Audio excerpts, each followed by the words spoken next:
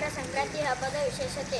ರೈತರ ಹಬ್ಬ, ದನಕರುಗಳ ಹಬ್ಬವಾದ ಮಕರ ಸಂಕ್ರಾಂತಿಯು ಭಾರತದ ಜನಪ್ರಿಯ ಹಬ್ಬವಾಗಿದೆ. ಈ ಹಬ್ಬವು ಪ್ರತಿ ವರ್ಷ ಜನವರಿಯಲ್ಲಿ ಆಚರಿಸಲಾಗುತ್ತದೆ.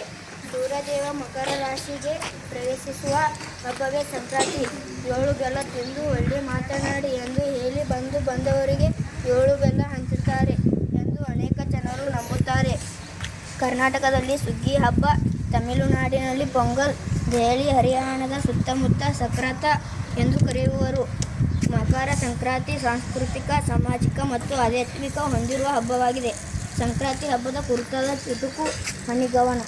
ಏಳು ಬೆಲ್ಲದ ಸಂಕೇತದ ಹಬ್ಬ, ಸಂಪ್ರದಾಯದ ಆಚಾರವನ್ನು ಬಿತ್ತರಿಸುವ ಹಬ್ಬ, ಹಳಿಗಾರ ಮಧ್ಯ ಸೃಷ್ಟಿಯಾದ ಜಾನುವಾರುಗಳ ಹಬ್ಬ ಸಂಕ್ರಾಂತಿ, ಯುವಕರನ ಪಥದ ಬದಲಿಗೆ ಕಾರಣಭೂತವಾದ ಹಬ್ಬ, ವಿಧ ಕ್ಯಾದವ ಮೇಳುತ್ತಾ ಸಂಭ್ರಮ, ಸೊಬಗು, ಸಮೃದ್ಧಿಯ ಪೈರು, ಎಲ್ಲರ ಬಾಳಿನಲ್ಲೂ ಹಾಸುಹೊಕ್ಕಾಗಿ ಬರೆಯುವಂತೆ ಮಾಡಿದ ಸುಗ್ಗಿ ಹಬ್ಬ ಸಂಕ್ರಾಂತಿ.